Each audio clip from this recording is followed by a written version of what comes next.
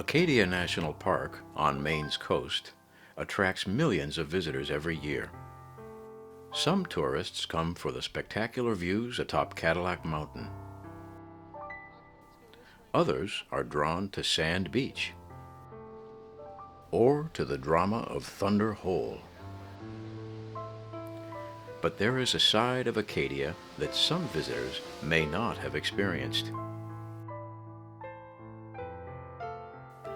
A hidden interior with roads less traveled by, and with a natural beauty that only can be seen on foot, by horse, or on a bicycle.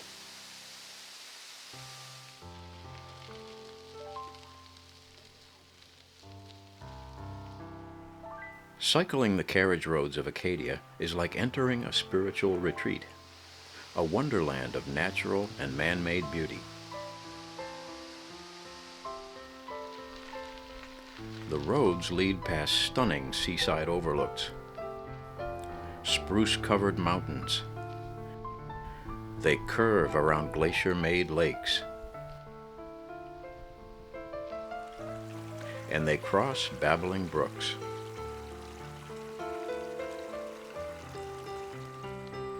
Witnessing all this from a bicycle, with nothing between the rider and nature, provides an intimacy impossible inside a motorized vehicle. And this is exactly what the creator of the carriage roads intended. Cycling the carriage roads of Acadia would be impossible if not for the creative genius of John D. Rockefeller, Jr. Early in the 20th century, the automobile became popular, and Rockefeller knew that these early horseless carriages would be a noisy and fume-ridden distraction from the quiet beauty of Acadia. Rockefeller owned 1/3 of the land now within the park. So, in 1913, he embarked on a 27-year project that would include the construction of 51 miles of roads, 17 bridges, and 2 gatehouses. Working with the National Park Service, Rockefeller eventually presented the carriage road system as a gift to the people of the United States. Although Rockefeller had intended for the carriage roads to be used for horse-drawn carriages and walkers, bikes became popular, and Rockefeller eventually agreed to open most of the carriage roads for this new use. Today, the carriage roads have become a mecca for cyclists from all over the globe, and they enjoy this quiet, hidden beauty of Acadia in all seasons of the year.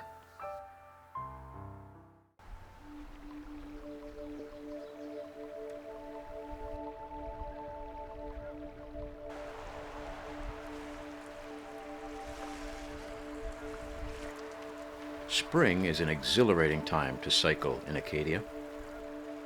Cool streams of air rush down from the mountainsides, so warmer clothing may be needed.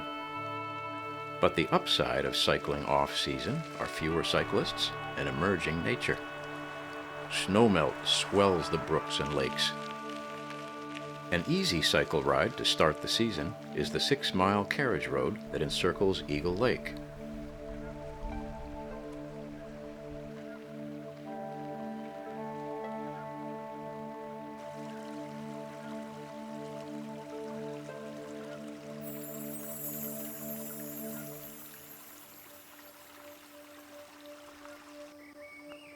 Early spring flowers welcome the new season and provide a good excuse to stop and enjoy nature. Nature that might remain unnoticed on faster modes of travel.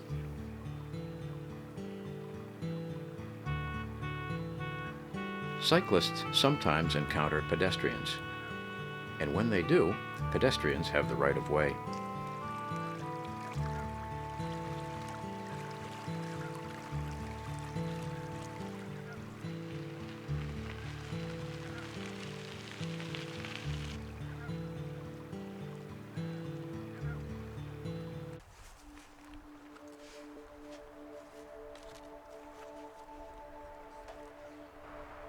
When temperatures rise, it's fun to include a lunch on cycling trips to Acadia.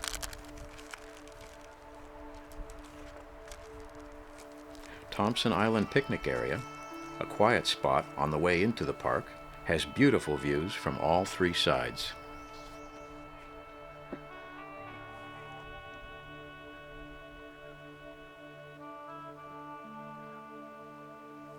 After lunch, it's time to work off the calories by cycling up Day Mountain.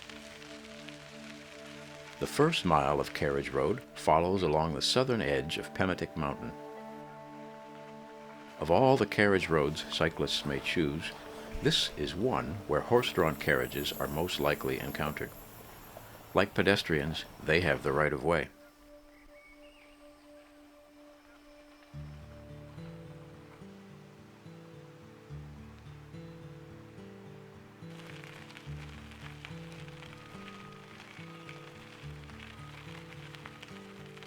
There aren't many scenic views throughout the old forest that blankets Day Mountain, but in early spring and fall, there are glimpses of the surrounding mountains before the hardwood trees don their summer foliage.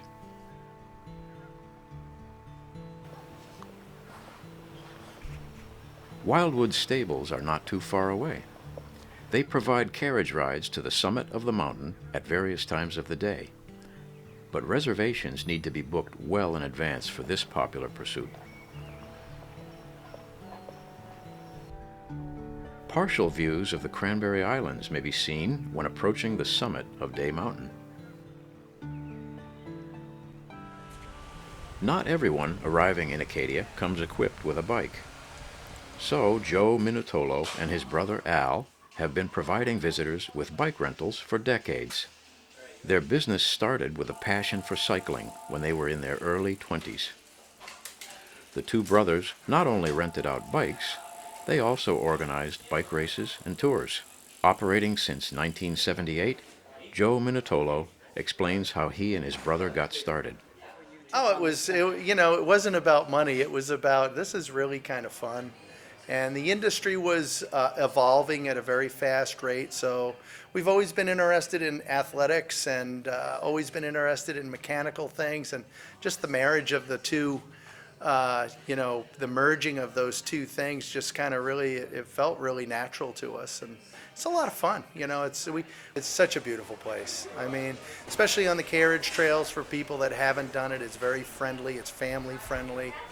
The views are incredible. Just the feel, it's relaxing. We don't have to abandon these things after we,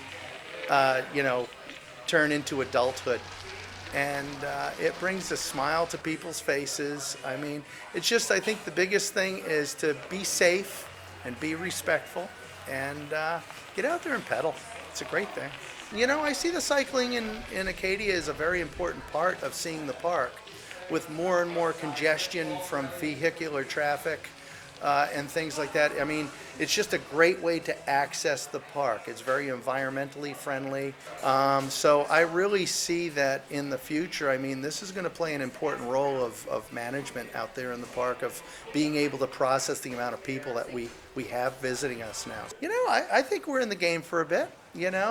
We enjoy it, and I've got a great staff.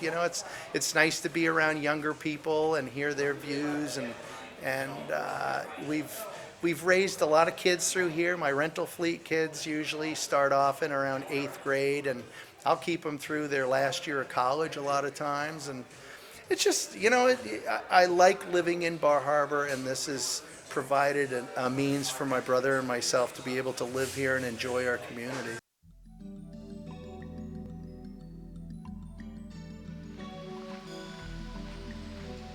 Cycling around Witch Hole Pond and up Paradise Hill begins at Duck Brook, which gives cyclists the opportunity to admire a bridge built by Rockefeller in 1929. This carriage road, which is an easy ride, also takes cyclists past a small marsh, some wetlands with lily pads, and Witch Hole Pond.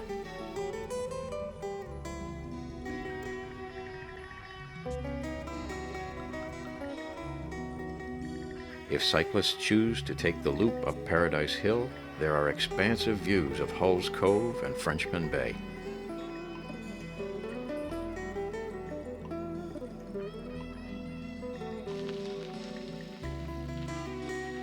Wildlife can be seen near the marshes and ponds. including this eastern painted turtle who is laying eggs in the sun.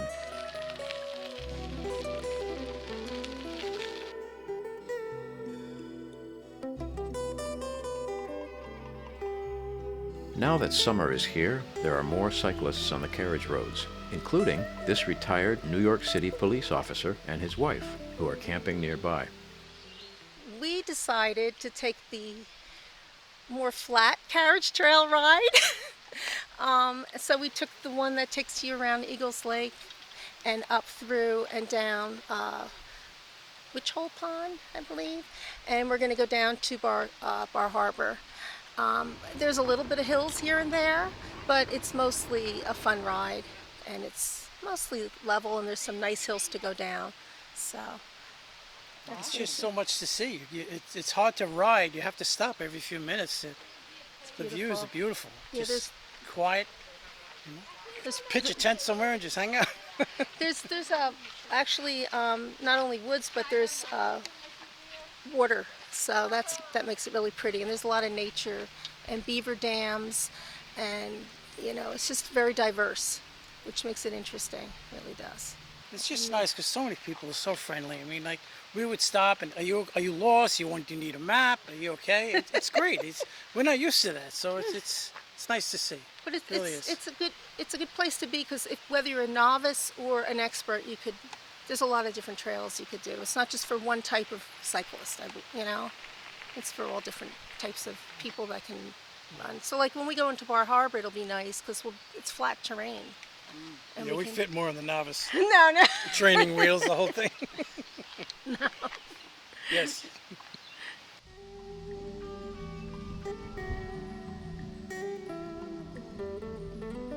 Audrey Minatolo Lee, who grew up in Bar Harbor, has written a pocket guide on cycling in Acadia, a bestseller written more than 20 years ago. She explains the purpose of this book. Exposure to the idea that there is an opportunity to cycle with your family, with friends, and that it didn't need to be. I set it up so that it's, easy, more difficult, moderate, difficult riding, so that families could get out on the carriage roads and know where to go and not be mowed down by faster riders, and that faster riders could do a more challenging ride elsewhere. So there are some of the fire roads included in the book. And I just wanted it to be so that people could understand where to go, that it was easier to get there with a family if they were near Bar Harbor, for example, and then doing a longer cycle ride if they were enthusiastic cyclists. Certainly having the availability to a road that does not have any motorists on it whatsoever is the greatest attribute for the carriage trails. I think that there's a certain intimacy, privacy about the carriage roads as well because of the size. It's not as wide as a regular road, and just the natural beauty of the island. Advice for cyclists is just come prepared, bring your equipment, make sure you have water, make sure your cycle is in good condition, and just enjoy. A lot of people come, I think that they feel like they're going to conquer the island, and it's not necessary. It's wonderful to just go out and enjoy and let things unfold, because sometimes nature brings things into our paths that we don't expect. It's wonderful to stop. That's the beauty of the carriage roads. And did she think her book would be so popular? I had no idea. It's wonderful. I'm glad people have enjoyed it, that they're using it. Many people are using apps on their iPhones and smartphones, and in spite of that, the book is still selling. So it's great. It's delightful.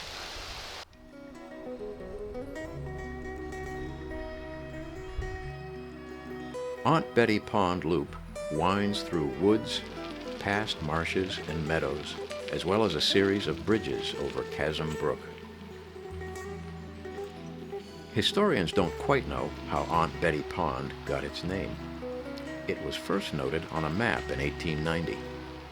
But what is known is that it is the largest pond on Mount Desert Island without vehicle access. Pedal power is one of the only ways to reach this tarn. Parts of the ride are uphill, but the lush, green views are well worth the effort, especially Gilmore Meadow. And so are the flowers and fauna seen along the way.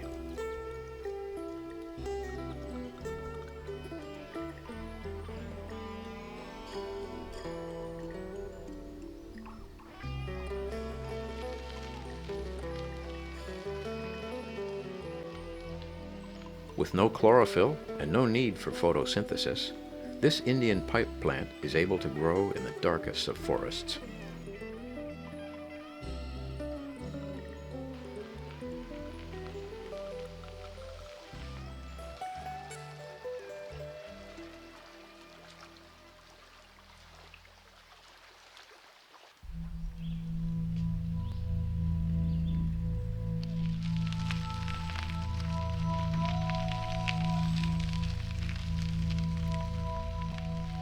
Bubble Pond and Jordan Pond Loop begins at the southern end of Jordan Pond, which has stunning views of the iconic bubbles. This cycle ride is longer than others in Acadia, and there are steep stretches as the carriage road rises to beautiful views overlooking Jordan Pond. But it's a favorite for cyclists from all over the world, including a New York City physician who explains how long she has been coming to Acadia for cycling vacations. Probably since 1986, but we bought our bikes here in 1989 and we're still on the same bikes. It was our wedding present to ourselves. Joe fitted us and he was willing to put up with all the adjustments we had to make to get it comfortable for my neck, and he hung in there with me, and no trip up here is complete for us without stopping in and saying hello to him. And we have been coming up almost every year since then. We've had our son, we had him on a bike in his first summer up here, around 8-10 months old, in a bike seat. And we've been up here ever since. He graduated to the tag-along, and we alternate between hiking and biking, and we come up here specifically for the carriage roads because they're incredible. First of all, they're in much better shape. They were in terrible shape when we first started coming. I don't remember at what point they got better.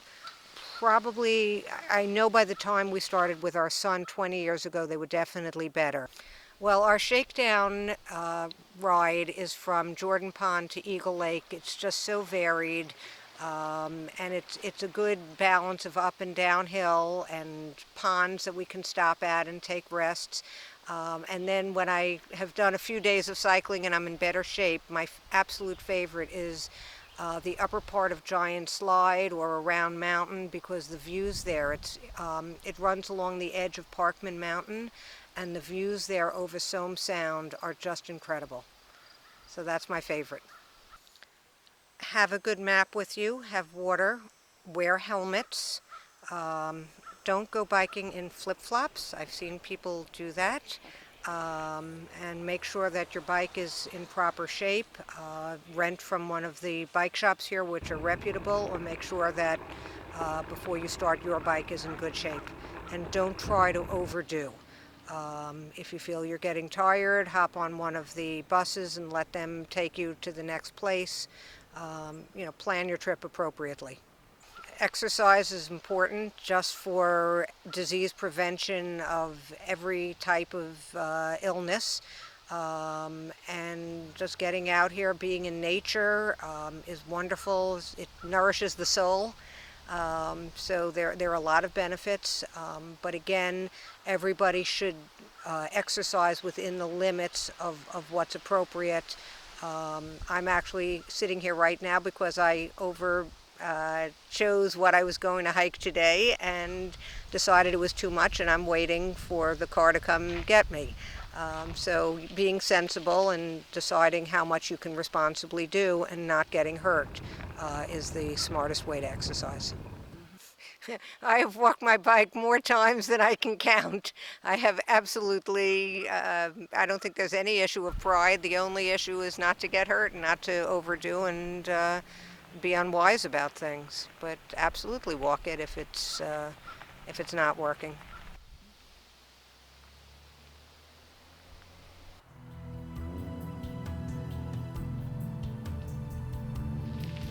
Upper Hadlock at Cedar Swamp Mountain Loop may be a short cycle ride, but it provides a variety of the high points of all the carriage roads.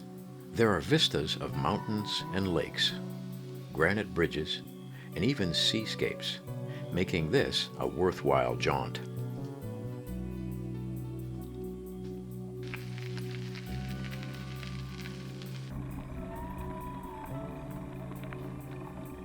This loop even includes a short detour to Brown Mountain Gatehouse.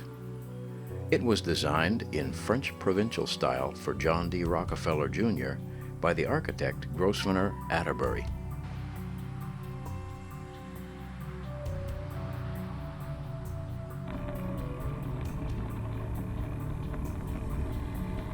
After Brown Mountain Gatehouse, the carriage road narrows and follows the eastern shore of Upper Hadlock Pond.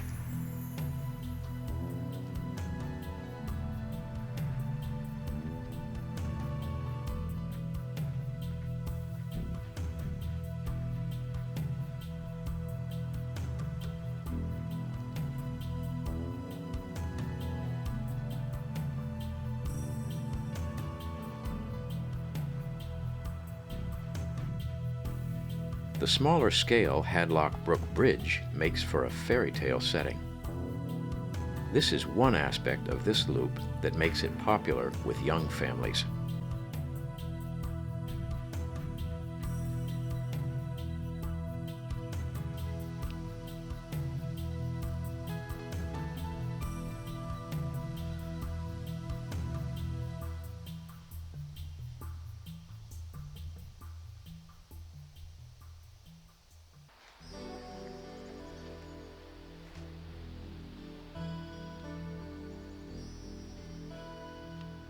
Around the mountain loop is a more challenging ride, circumnavigating, as it does, not one, but 4 mountains.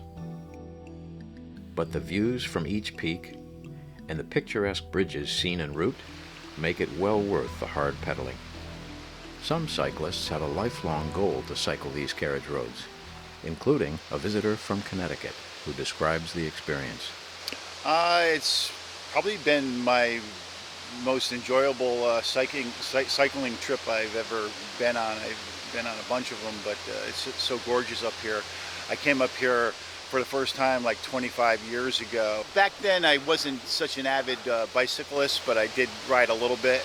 But in the last, I would say 10 years, I've really gotten into it where I bike all the time. That's my major hobby. So, and to come up here is it's just the best. And I noticed the carriage trails, and I always wanted to get back up here and do it. It was always a dream of mine to come up here and do it, and I'm so happy I did. I've just been having a trip of the lifetime. I'm here for 10 days. I was over on Shudik Point, I think that's how you pronounce it, for 3 days, and I bicycled around there and did some hiking, and I've been here for the last 4 days. I biked on the loop road on Monday and up Cadillac Mountain, and today I'm doing most of the carriage roads. Well, it's hard to put in a lot of miles because every turn there's like some breathtaking thing to stop and look at, so which why I'm here and too. Also I love to sightsee, so it's just the scenery is just unbeatable. After being here, I'm going to make it a plan to try to get up here as much as possible, because this is just, you can't beat it as far as bikes go. These carriage trails are so well maintained. I was worried about riding them on my road bike, but it's not a problem at all. So I recommend it to everybody.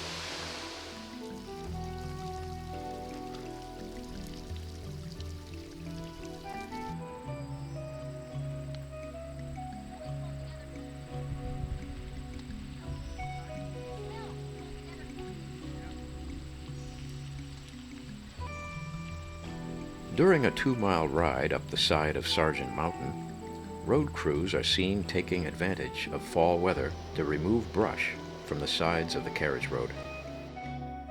On the Around the Mountain loop, there are panoramic views of Somes Sound with glimpses of the Camden Hills in the background. Waterfall Bridge is one of the most spectacular features of this cycle ride. Built in 1925, this bridge spans Hadlock Brook.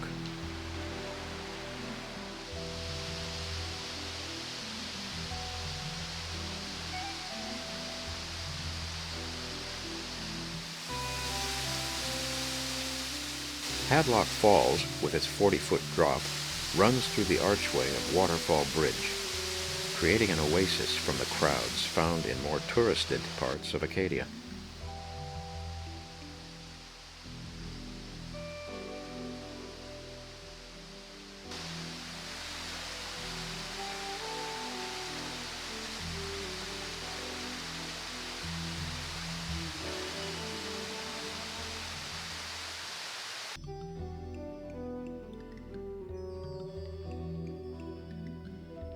In such a beautiful place, romance is in the air, and some cyclists have chosen Acadia as a place to get engaged, get married, or even spend a special anniversary.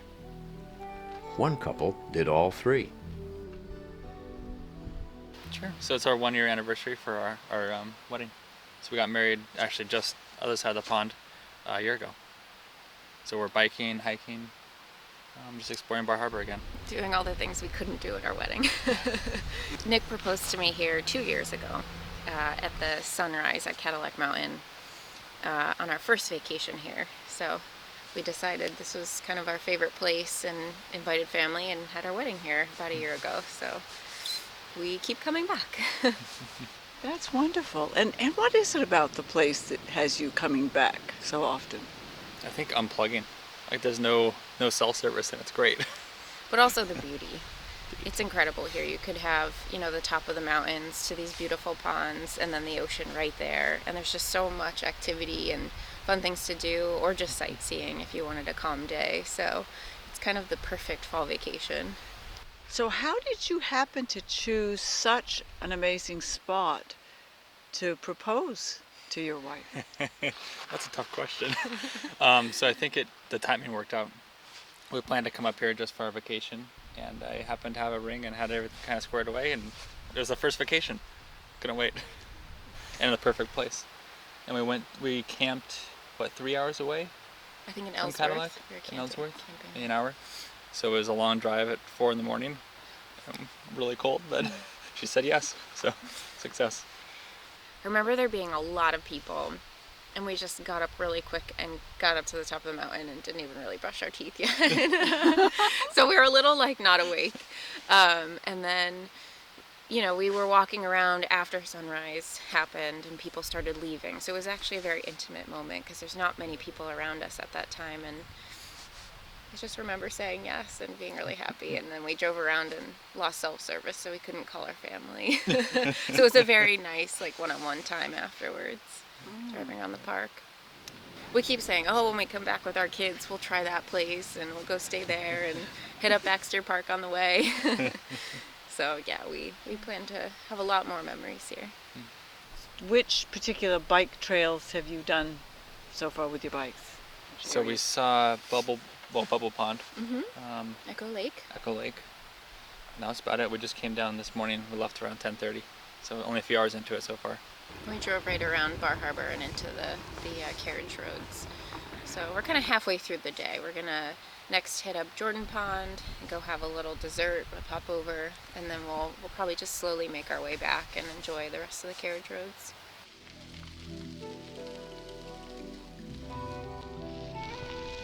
Cycling the carriage roads in October provides a unique opportunity to introduce friends from abroad to the beauty of Acadia in the fall. The calming waters of Eagle Lake, combined with colorful foliage, leave visitors feeling refreshed. Local wildlife on a warm fall day feel the urge to take an afternoon nap.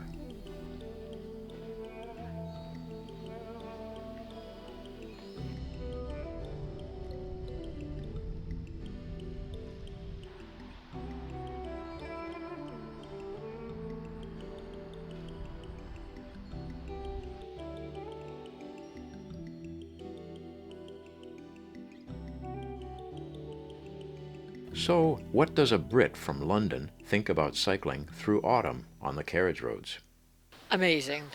I must say I was told about it, but I didn't really know what to expect. And it was just lovely riding with no cars. I've done that in London during the Prudential ride, and it brought back memories of that, but nothing like the scenery. The scenery is just amazing. And how does she find the condition of the carriage roads? It's really good, actually. It's perfect. Lovely wide roads. It's not too deep, the grit. And no, it's perfect. I would call it medium to slightly hard, some of the hills, but then of course I am fit, so I'm used to it. But for every hill, there's always a downward slope. And I had a really good bicycle, which I rented, and perfect gears, so if you turn it all the way down, it wasn't too bad. But because there was a chill in the air, it was quite nice to have to work at climbing the hills, because then you warmed up until you got back in the sun and came back down the hills. So no, I loved the variety, that there were some hills and then it was flat, always going downhill.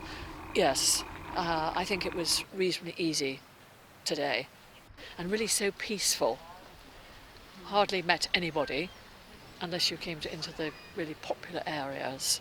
Oh, I loved it. I had to ask what they were. The girl obviously heard my voice and thought she's English, so she was saying like Yorkshire puddings.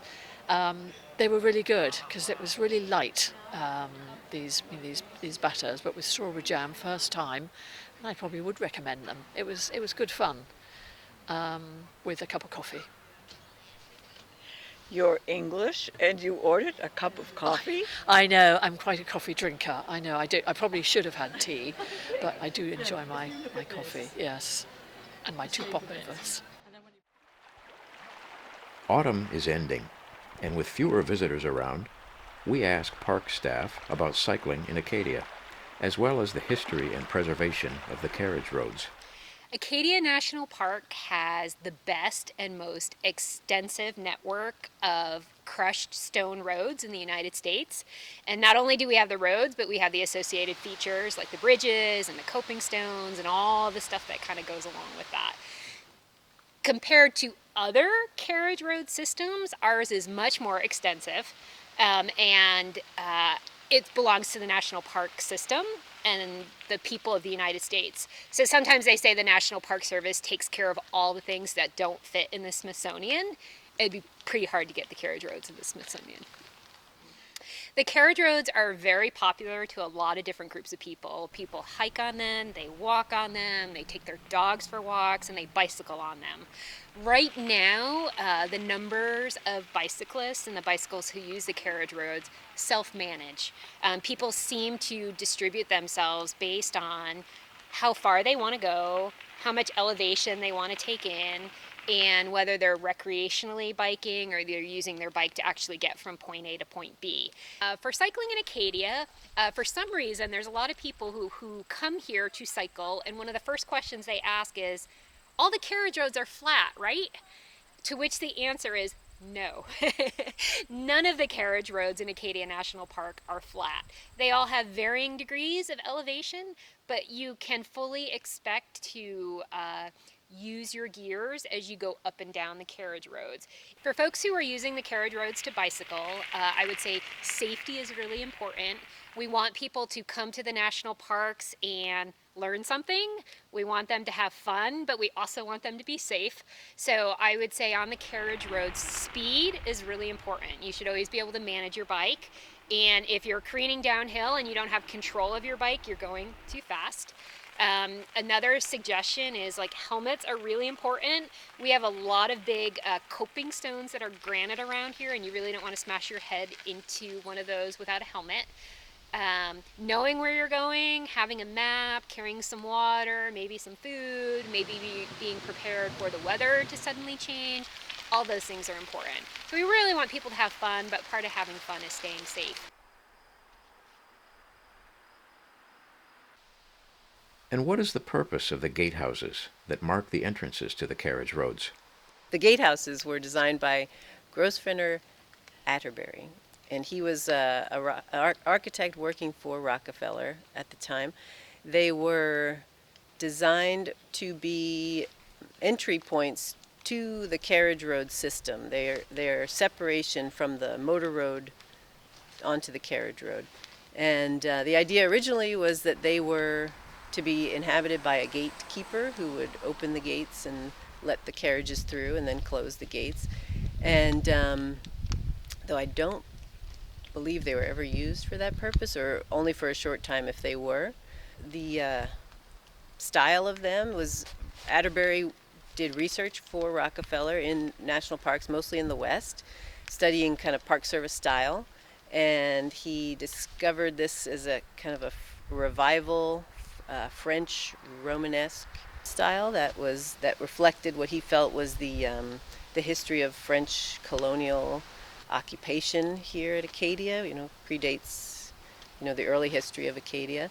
So this is the style they settled on. It's pretty unique to the area. They both are in the same style. They're a little different design, but they both have that kind of the pecky cypress, which is the wood there, and the brick mixed with the granite and the bands of stone. They both have that similar thing, and they both have the layout of kind of spanning the carriage road and forming kind of a front face to what is the rest of the system behind them. Today they are used for seasonal housing for the National Park Service.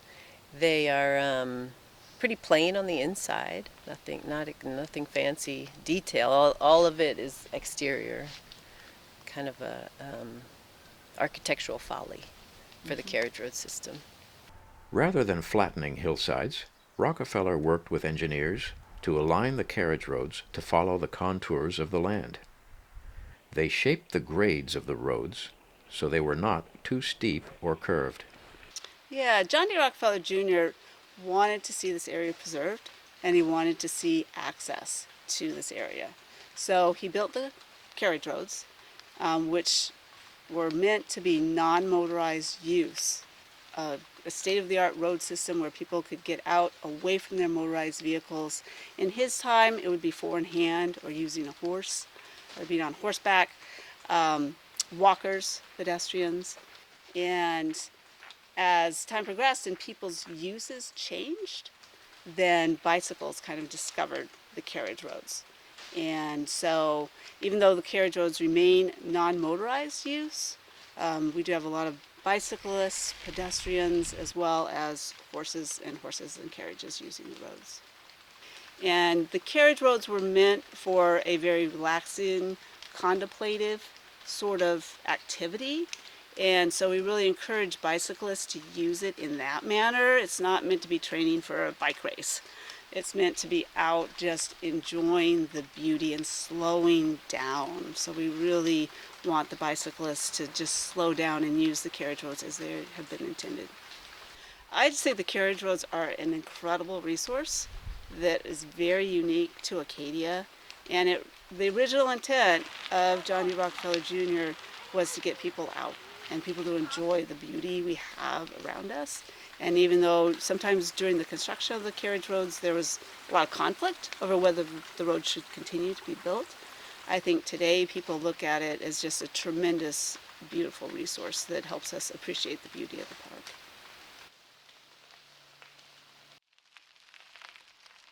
And what does it take to maintain the carriage roads? We do everything from grading the roads to the ditches, to the cutting the overhead and cutting the sides of the roads back. We clean the culverts, and we maintain everything to do with the carriage roads, anything that does with the road. There is 5 paid staff, including myself, and this year so far we had 700 or just over 700 volunteers putting in a little over 3,000 hours. The most challenging thing would be to keep everything in its historic form, to make sure that it keeps that integrity, that it keeps its historic integrity. We work closely with Gail to make sure that everything is done with the same materials, in the same sort of way that it was done originally, We just, we're using more modern equipment than the Rockefellers had when they built it, but it's basically in the same factor, in the same way that they had done it. We got a large endowment from the Friends of Acadia program to completely restore the system. If we did not have their help and the hours that these folks put in, these roads would not be in the condition that they're in today. Every fall, hundreds of enthusiastic volunteers descend upon Acadia's historic carriage roads to rake leaves and clear drainage ditches along miles of carriage roads in preparation for winter. Take Pride in Acadia Day is held on the first Saturday of November each year, come rain, come shine. Volunteers have been showing up in droves for this event for more than 30 years. It is a well-coordinated event that is key to the park staff's ability to maintain the carriage roads in pristine condition. And it attracts volunteers of all ages and from all walks of life. What do you guys think?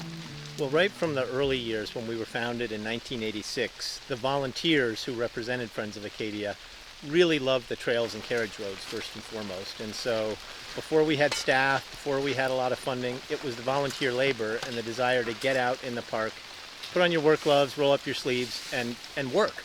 And so the hiking trails were one, but the carriage roads, because they're so unique to Acadia, you don't find these elsewhere, and because they're so accessible to people of all ages, families, senior citizens, they really were a very popular, and it was the first big project that Friends of Acadia took on, was to rally around carriage road restoration. And believe it or not, back in the 70s, these were growing in. They were overgrown. I had one person at the park tell me he thought that in his lifetime, these would revert to basically hiking paths. And so it was understandable. Staffing was way down at the park, funding was way down, and you couldn't maintain everything. And so the carriage roads were neglected for decades. And it was a place where Friends of Acadia, early in our organizational history, said, this is a place we can make a difference. One of the youngest groups to come out today is a troop of Girl Scouts.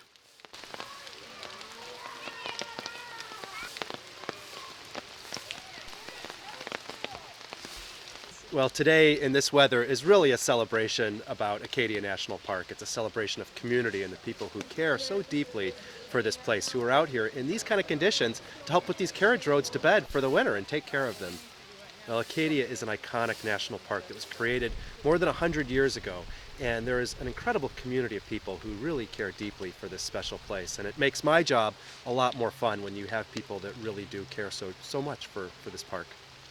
There are many organized groups that came out in this rainy day, from the Girl Scouts to the University of Maine students that came here, to members of the Mount Desert Island community. Really an extraordinary turnout, given the conditions especially. Well, what we're doing today really is important to put the carriage roads to bed for the winter. It helps them with drainage, getting the leaves out of the drains, so that throughout the winter season, when we have those harsh winter conditions, we get snow and ice and water off of the carriage roads, and helps protect them really for opening in the spring. Being out here with a bunch of Girl Scouts is really a pleasure. It's a great way to see youth involved in the park. It's really important that young people are out here enjoying our national parks and being stewards of them, and so that's what being out here with the Girl Scouts is all about today. One of the things with our group is that we try to, when we're doing community service, we want to make the biggest impact possible and help out in the best way. And places like national parks protect a lot of the beautiful places that we, cherish in general as Americans or as people. And so we really wanted to come to Acadia because it's a national park. It's a place that everyone loves, and we know that the thing we're doing is making a difference, saving the park lots of money and a lot of manpower. We're here to help with that part. I think this is the kind of thing where everyone should come and help. Like if you're local, or even if you're from like Boston, Massachusetts, to come and help, because it really gives you some perspective on what rangers are doing, what the community is doing to help out their local national parks. And in general, it's just a great event. Like the chili at the end is awesome, the food in the beginning, that part is great. But being out here with other people, just doing something as simple as raking leaves really makes me feel good, makes everyone feel good, everyone that's here. I was really excited to come out here because I really like just like being outside and being in nature, and like despite the rain, I just love being outside, and so this is like a really good opportunity to be out in the community and like doing something productive. I spent my whole childhood outside, like sitting by the river and just like contemplating things, so it's really important to me to protect the environment. That's why I'm doing civil engineering and environmental engineering. So I really want to like sustain the environment. So this is a good way to like get my hands dirty and do it. So I think this is a beautiful experience. I really, I feel like we bonded as our green team together, and we like figured out ways to just clear out the leaves faster and like work together. We've done a lot so far. Like, it's incredible, and just like being part of the community feels so good. I love this. I love everything about this.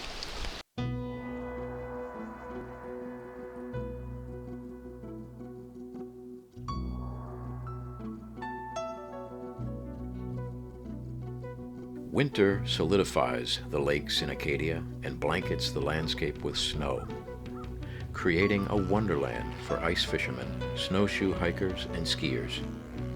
And when the most avid of cyclists have put their bikes to bed for the season, a younger group of cyclists have found a new way of cycling the carriage roads in winter using fat bikes. I was actually raised in a pretty cycling-oriented family. So I started riding when I was 3 years old. My parents would take me to the Lehigh Valley Velodrome, which was a bicycle racetrack. So yeah, it's just pretty much been a big part of my life for as long as I can remember. My husband actually introduced me to cycling about 4 years ago, and that's when I really started getting into it. And then I started working at the bike shop here in town a couple of years ago, and that's when it kind of took off full force. It's definitely a lot more difficult to do any kind of distance in the snow. It's got a lot of drag to it, but it's just a new way to get outside, especially compared to skiing, where if you encounter a road or something, you have to take the skis off. This, you can pretty much go through anything. It's definitely more of a workout. You do have a lot more drag, like Davis said. And it's a lot, it's nice to have a really heavy cardio activity in the middle of winter when everyone's kind of sluggish. The best snow is when you get maybe like 5 or 6 inches and then followed by a little bit of rain after that to harden it up. Then you can kind of ride on top of the snow versus trying to plunger your way through it. It's just a great way to get out, explore the world, and it's not, I don't know, you can kind of zone out and just focus on pedaling versus, I don't know, it just puts you in the zone, I think. I love having a way of getting around that's only powered by my own body, not reliant on anything else. It's just a beautiful place. We've got the mountains right on the ocean. It's super accessible for bikes with the carriage roads and the Park Loop Road and Cadillac. There's just so many opportunities. It's definitely mostly the beauty of it, but also the versatility of it. Like Davis said, the Park Loop, you have a lot of road riding, a lot of gravel riding. Just up in Bangor, you have some good mountain biking, and a lot of people plan their entire year around getting to spend a week or a weekend here, and we get to live here, and that's really awesome.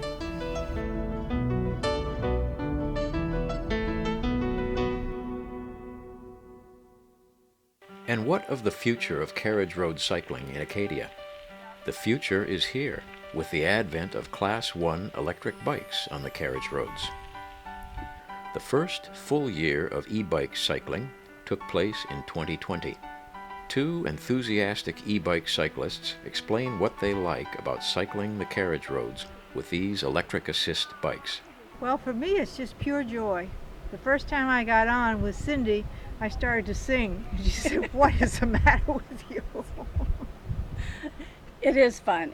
For me, it's more of a security thing. I like to ride. I like to ride without the power, but knowing that I have the power if I need it is a huge difference to me. Well, I think e-bikes are coming on, and I'll say quite honestly, when they first came into the marketplace, my nose was a little out of joint about them, and I was like, I didn't really think they were a necessary product or usable item. But I've definitely changed my tune on that. The thing that I found very interesting in this area, which is a hilly area, a lot of folks who either have, because of an impairment or because of their age, have kind of let bicycling go, and even though they really enjoyed cycling, and as a result of being exposed to e-bikes and going out and trying them, all of a sudden it's reopened their awareness of the park again, and they're exploring places in the park they haven't thought they'd be able to go to anymore, as well as it's one of those things of some people have never even been in certain locations in the park because it was always either too far or too hard. Electric bicycles have been allowed in Acadia National Park for a very long time. We have over 80 miles of paved roads in the park, and they've always been allowed there. And for anyone who was a person with a disability, they were allowed to use the e-bikes on the carriage roads. But as of September of 2019, we started to treat Class 1 e-bikes the same as classic bicycles. Class 1 and Class 3 are similar in the sense that you have to push on the pedals to get your bike moving forward. And with both of them, you get a push from the battery pushing the motor. When we allowed Class 1 e-bikes on the carriage roads, we lowered the speed limit on the carriage roads from 25 miles per hour to 20 miles per hour, which is still quite fast on the carriage roads, but both classic bicycles and e-bikes can exceed those speeds easily, especially going downhill. So we want everyone to have a good time on the carriage roads. So just be considerate of other people and what you're doing and what kind of user you're interacting with. And would they go back to riding classic bikes again? Depends on the ride. You know, if I'm just riding to the grocery store and back, I still go on my regular bike and do it. But if I was going to do the Park Loop Road again, I would hesitate to get on my regular bike now. I would rather have this. I know I can make those hills. For more than a century, the carriage roads of Acadia National Park have brought solace and joy. First to equestrians and carriage riders, and in more recent decades, to cyclists and hikers. These roads, carved with great care through mountains and valleys, reveal parts of Acadia National Park not always experienced in a rush by car to the beach or to the highest peak. Through the vision of John D. Rockefeller Jr., the heart of Acadia has been opened and shared with cyclists from the length and breadth of Maine, from across the United States, and from around the globe. And although the avid horseman was reluctant to invite cyclists onto the carriage roads he created, what better way in the busy 21st century than to breathe in the beauty of Acadia than by bicycle?